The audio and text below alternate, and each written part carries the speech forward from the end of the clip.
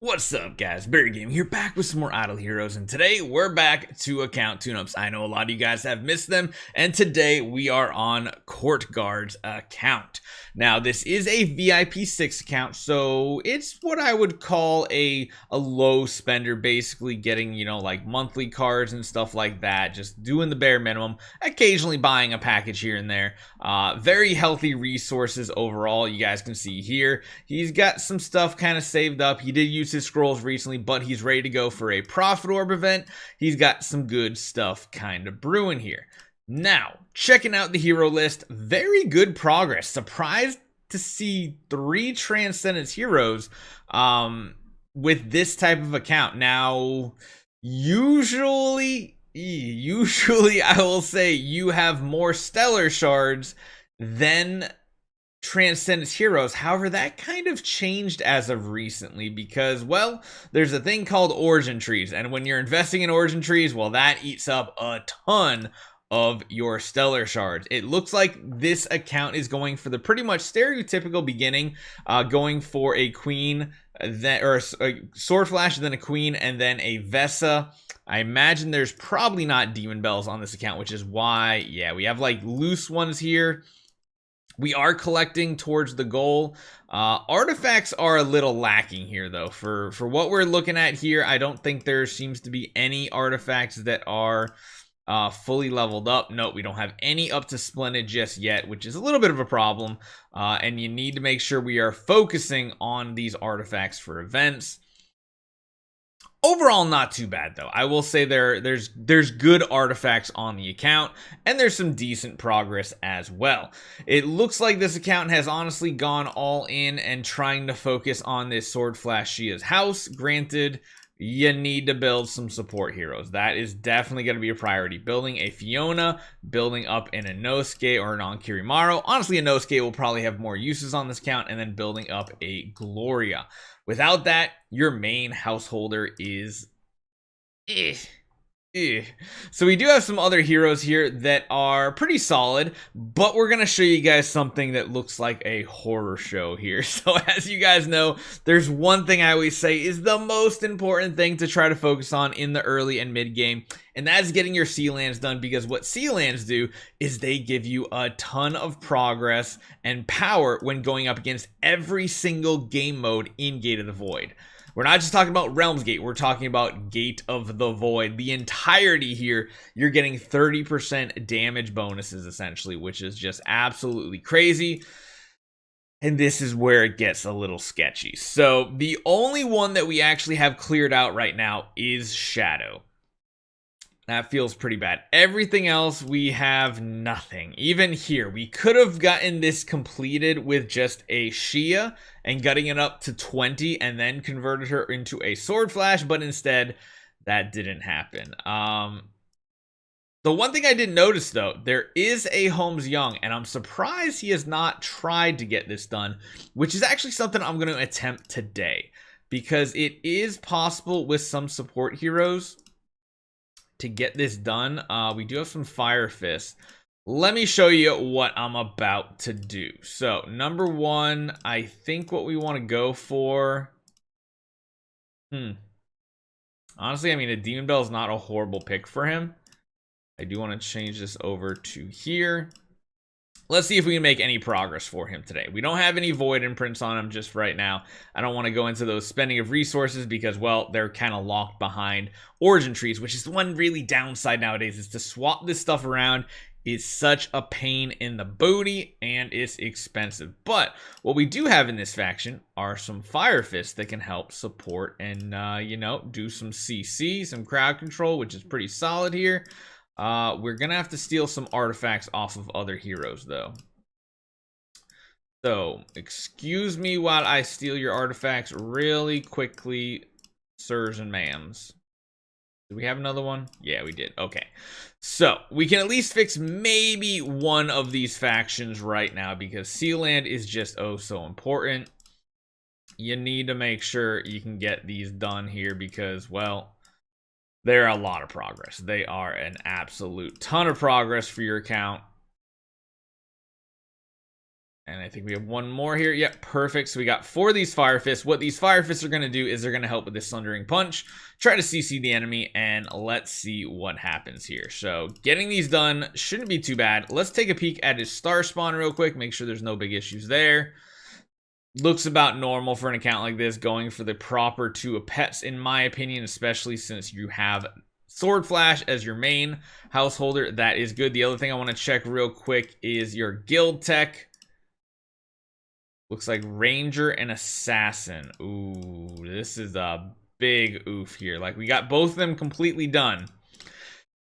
But what that means is our Holmes Young is going to be very, very nerfed down, which is another big issue with this, is having stuff invested too much into certain areas can lead to a bad situation. But we're going to try it nonetheless to see if we can make this work. We do have some good monsters as well. He is E5 at least. Yes, he's not imprinted, but he might be decent here. He's going to get a lot of poison off in the first couple rounds. Honestly, I feel like he might not have even tried this just yet. I don't know. Getting these little guys to survive multiple rounds is very big. Oh, man. Yeah, without guild tech, it is ridiculous how weak your heroes can be. I think we've shown this off in the past.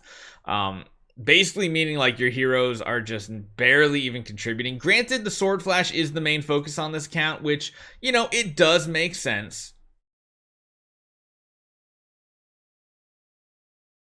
Yeah, this is kind of rough here. Ooh, he can't even take the hits, and that's really because he's missing so much HP right here. The one other thing we could try is taking this off and giving him the crown instead. But again, this is looking a little iffy here. If we can get some CCs, that would be awesome, but looks like that's a no. Granted, we have some CC coming out this round, which is probably better having the round 2 CC instead of the round 1 with the Holmes Young. This one's feeling a little better. We're going to take a lot less hits, that's for sure.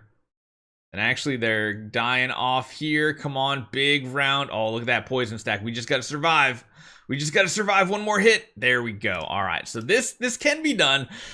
But of course, investing in your guild tech is a very, very important thing. 2 stuns in round 1 is absolutely amazing. Essentially, the entire team is CC'd, which is good because this means more poison stacks coming out from more attacks. So I will take it. 2 of them went down, 1 of them still CC'd. That is good. Those 2 should die in the front row this round after some CC. And yeah, you can kind of see why Holmes Young is just such a strong solo Sealand clear, because right here it's just, he's crushing it. And he has zero guild tech. Star Spawn are not all impressive. We don't have like Ormus artifacts. We're literally just using Fire Fists with energy and Holmes Young, and this is what's happening. His CC is insane. The levels of poisoning that he has is insane. He does need to continue to get some CC off, but if you can keep enough of the enemy CC'd, he can heal himself back up to not die, and it really just comes down to RNG. I just want to see if we can get him like Sealand 20 done real quick. We might skip the next couple. Can we get one more CC? Oh, they like double CC'd. 3 of them live though, which I like. They're going to die anyway, but the entire team CC'd, meaning our Holmes Young is going to stay super healthy, not going to proc just yet. This top one is going to die off this round. Oh, we do see. Gee, we're going to take a lot of hits here. Uh-oh. I don't know if we can take an active without Unbending Will. We'll find out. Nope. All right, let's see. Can we smash this out? We might get a victory here. Eventually, we will get a victory, and that's kind of what we need to keep grinding. But it's close, can get there. But man, there are some really iffy decisions here as far as who we pick for this type of stuff. So you do have a Drake and you have a Mockman, so getting Sealand done in Shadow or Dark should be pretty simple. If you do move over the Stellar Shards and Artifacts to like the Rogan, technically a Rogan can get Sealand 20 done, which is good. The one really downside here is we don't have a hero for Abyss, although it looks like Mirax is being built.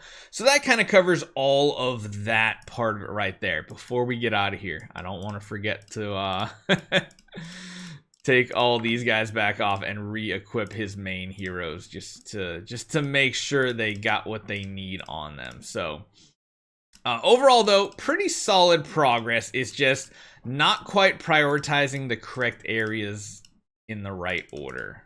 I would definitely attack Sealands first, and then once you get Sealands done, that means you're going to be able to make better progress here, which it looks like, yeah, getting only to Valiant with 3 Transcendence heroes is a pretty rough scenario. We did it with 1. We got all the way through to Fire, so prioritizing the heroes is important, and of course prioritizing going for the right artifacts is another thing. Now, the other thing he wanted to get some information about is what to do with Starland Arena. So let's take a look and see what his battle lineup is not set. Let's see what he has at his disposal. He has awakened quite a few copies, which is good. Honestly, doing some specific, it's really difficult when you don't have a ton of heroes here. You almost have to like try to rely on some kind of cheese type synergies to work here, and then building a team like this and kind of hoping that these 3 teams can actually get you a victory. A Rogan with Sword Flash is a good idea, but if you go up against others that have a very similar team, they're probably going to outspeed you. You just have to pay attention. After that, you kind of just fill in and make sure you got heroes in your lineup that can actually fill it out. Something like that is probably what you want to do.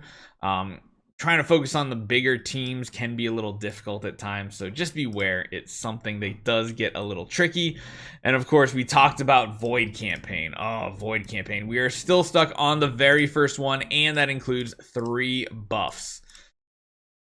It really comes down to the heroes you have, and it doesn't look like there are any cores.